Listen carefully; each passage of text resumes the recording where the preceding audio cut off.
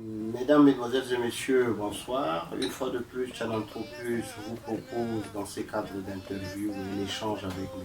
Youssouf Hamid, le porte-parole de l'UFR, l'Union des forces de la résistance, dirigé par M. Timan Erdimi. Monsieur Youssouf Hamid, bonsoir. Oui, bonsoir, monsieur Assilek. Vous êtes le porte-parole du mouvement UFR en Europe. Comment se porte l'UFR aujourd'hui? Bon, il est évident de dire que l'UFR n'est pas celle de 2010, car après la débâcle, quelques mouvements, bon, il faut dire un retrait de deux mouvements, et puis, mais l'UFR existe aujourd'hui sur une autre forme qui n'est pas celle de 2010. Poser la question à plusieurs leaders ou plusieurs personnes qui ont constitué l'UFR. Tous aujourd'hui disent que non, l'UFR n'existe pas. Vous pouvez nous confirmer qu'il y a aujourd'hui une organisation autour de M. Timan Erdemi au nom de l'UFR?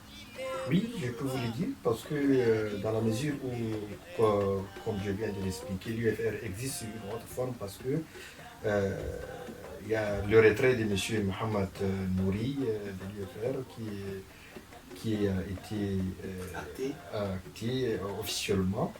Mais sinon, les autres mouvements sont encore là, et bien qu'il y a des mécontentements ci et là, mais ils sont toujours, ou bien certains d'entre eux sont toujours dans la coalition UFR qui est dirigée par M. Erdini. Aujourd'hui, beaucoup de pays comme le Soudan qui avait demandé à l'UFR et aux leaders de l'UFR d'aller dans d'autres pays, beaucoup de pays limitrophes avec le Tchad ne veulent plus accepter une force hostile à Idriss Déby sur son sol.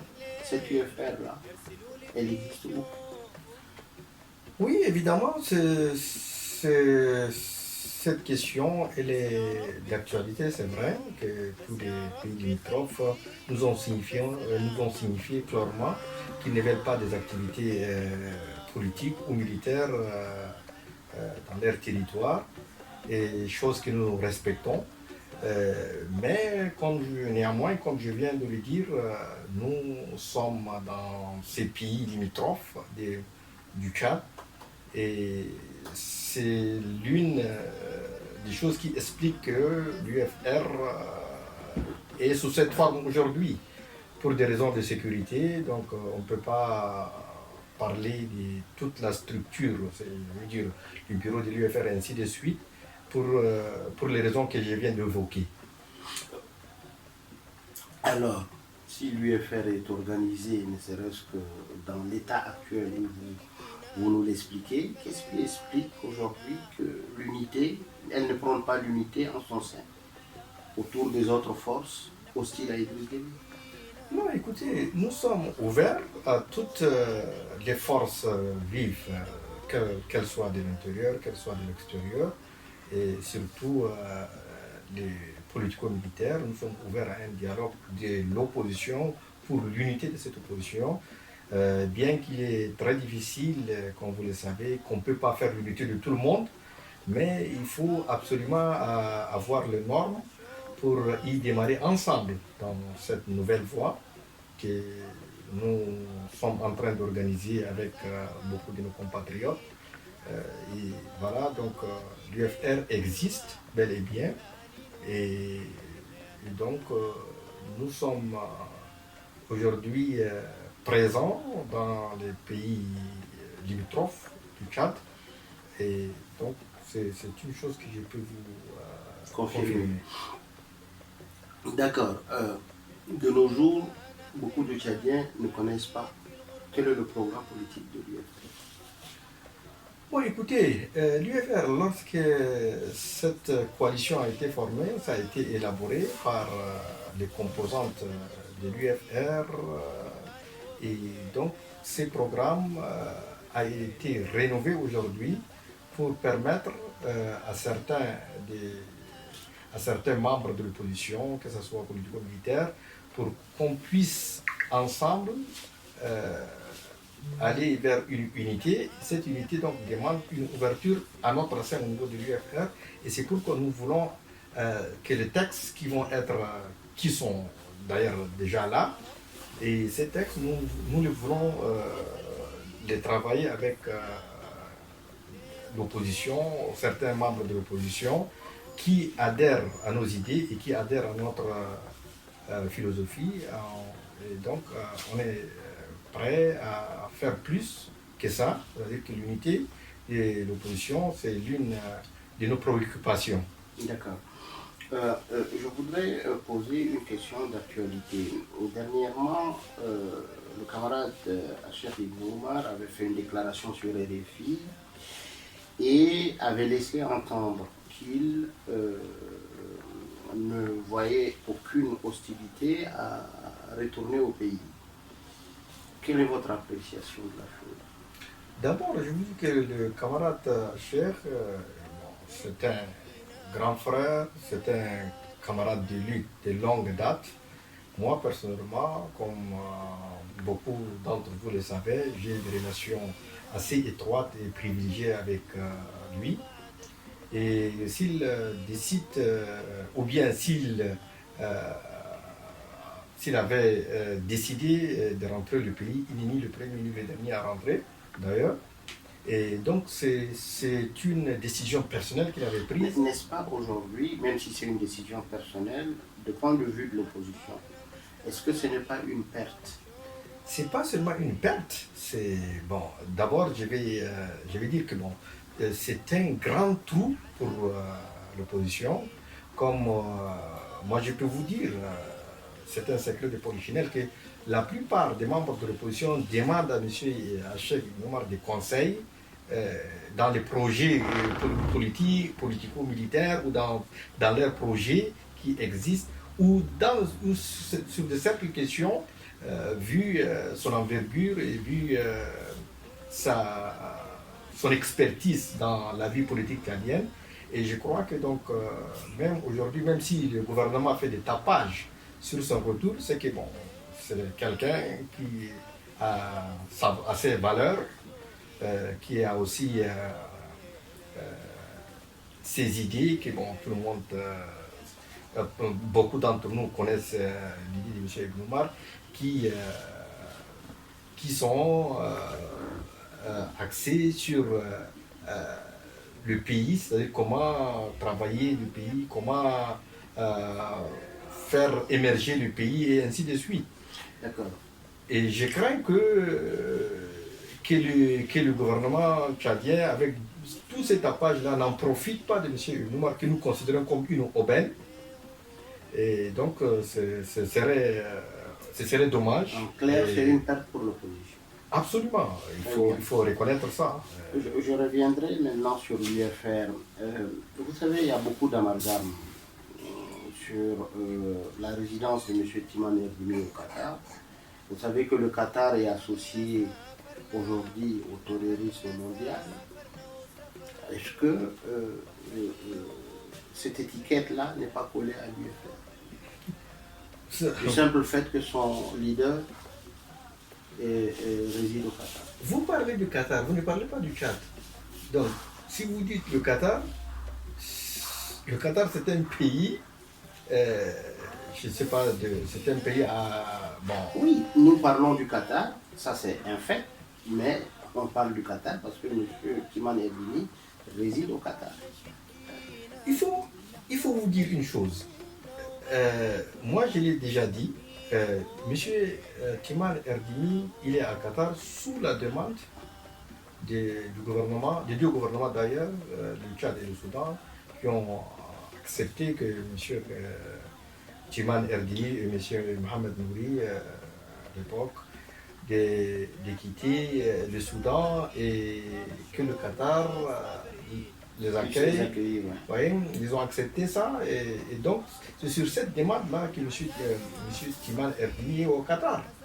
Donc moi je ne vois pas quel est le rapport entre le Qatar et M. Erdimi. M. Erdimi, c'est un hôte de ces pays qui que lui-même, il ne s'était pas proposé d'être là, mais c'est par la demande de ces pays-là, c'est ceux des pays-là d'ailleurs, qui ont proposé à ce que M. Erdimi se rende au Qatar pour qu'il réside pour un moment afin de reprendre les négociations avec M. Déby et son régime. Qu'est-ce qui s'est passé? Et rien ne s'est passé. Comme vous le savez, monsieur, je ne sais pas si vous le savez, monsieur Erdimi et monsieur Nouri sont partis là-bas pour que monsieur Déby doit ouvrir des négociations avec eux, ou bien avec l'opposition, avec les deux leaders, pour pouvoir trouver une solution. Et c'est monsieur Déby qui a failli. Et c'est monsieur Déby qui a failli. En clair, je reviens encore et je pose ma question autrement. L'UFR, Timan Erdimi n'ont rien à voir avec le terrorisme. Non, écoutez, moi, c'est-à-dire que ces trucs-là, ça me surprend quand vous me le dites. Parce que l'UFR, c'est une coalition tchadienne. Le problème de l'UFR, c'est un problème tchadien. La question que je vous pose, oui. c'est que même le gouvernement tchadien, aujourd'hui, fait penser cela. C'est pourquoi moi je vous pose la question, pour que nos auditeurs, ceux qui vont nous écouter, puissent écouter le porte-parole de l'UFR que vous êtes. Je le dis encore. Le Qatar, ce que le Qatar faisait, soit en Libye, soit ailleurs, vous savez qu'il y a une hostilité aujourd'hui entre le Qatar, l'Arabie Saoudite, les Émirats, l'Égypte, ainsi de suite. Et donc tous ces pays-là sont partie prenante dans le conflit libyen. Donc chacun veut tirer sur l'autre, bon, ça c'est clair, mais ça c'est pas notre problème. Donc s'il y a un problème à régler, il faut qu'il le règle avec le Qatar. Donc nous, on est loin de là et on ne connaît rien de cette histoire. Vous ne m'avez pas encore répondu. Est-ce que l'UFR et M. Timan Erdimi n'ont rien à voir avec le terrorisme? L'UFR que nous connaissons, c'est une coalition politico-militaire tchadienne et n'a rien à faire ni de loin, ni de près avec le terrorisme. Très bien. Ça, je vous le confirme. Très bien. Oui. Ce que je voudrais aussi vous poser comme question, aujourd'hui vous dites que l'UFR s'organise, même de manière clandestine, elle a ses forces, elle a ses hommes politiques, et au moment opportun, vous nous dites que les Tchadiens seront édifiés. Mais qu'est-ce qui empêche l'UFR aujourd'hui de prôner l'unité des forces, d'aller vers les autres mouvements politico-militaires et d'ouvrir vraiment un chemin d'unification?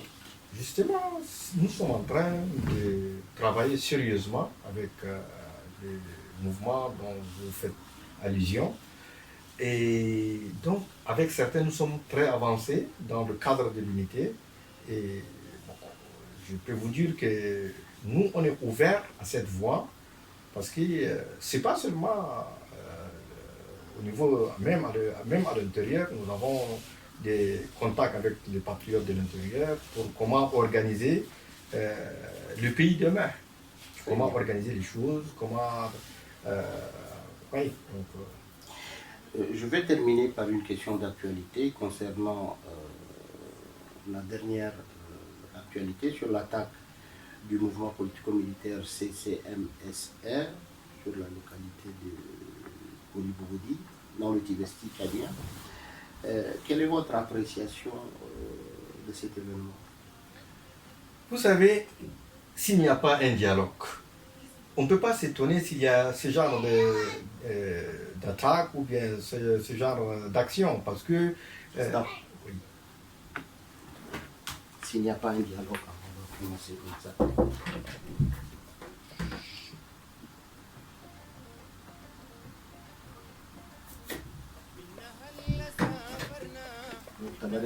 Vous savez, s'il n'y a pas un dialogue. 3, 2, 1. S'il n'y a pas un dialogue, donc vous ne vous étonnerez pas qu'il y aura ce genre d'action militaire. Et donc tout est verrouillé, il n'y a aucune possibilité de dialogue avec M. Déby et son régime. Et donc c'est pourquoi on peut voir ce genre d'action et on peut voir plus que ça demain. Vous pensez que l'absence de dialogue aujourd'hui, le fait que Déby verrouille tout, d'autres forces surgiront et feront la même chose. Non, les forces sont là. Ces forces-là sont déjà là. Seulement, il s'agit des problèmes d'organisation et puis voilà. Mais il dit qu'il n'y a jamais une rébellion. Et qui taxe tout le monde de mercenaires, du terrorisme, etc. Vous dites le contraire. Vous voyez qu'en Afrique ou bien peut-être un peu dans le monde aujourd'hui, si quelqu'un qui a vraiment un problème interne ou un problème de gestion dans son pays, alors il taxe ses compatriotes ou bien ses opposants des terroristes.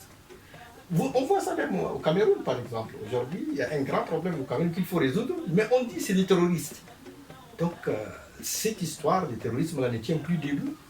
C'est un instrument qui est utilisé par les dictateurs, que ce soit en Afrique ou ailleurs, pour vraiment dire que ses opposants, c'est des terroristes. Et oui, mais le problème qui se pose, c'est que en disant cela, il entraîne aussi les partenaires du Tchad à cautionner cet adjectif de terrorisme. Je crois que les partenaires du Tchad sont les premiers à être informés de la vraie situation dans ces pays. Ils le savent parfaitement qui est terroriste et qui ne l'est pas. Monsieur Youssouf, merci beaucoup. Merci de nous avoir permis d'échanger. Merci aussi de répondre à notre invitation sur cette entreprise tribune. Et nous espérons vous revoir assez souvent quand nous allons vous solliciter. Je vous remercie aussi beaucoup et je vous souhaite beaucoup de courage et continuer dans votre travail qui est très intéressant pour le peuple tchadien, pour l'information et les Tchadiens et autres africains qui s'intéressent ou bien tous ceux qui s'intéressent aux problèmes de notre pays. Donc nous vous souhaitons bonne chance et bonne continuation. Merci infiniment. À très bientôt. Merci. Merci.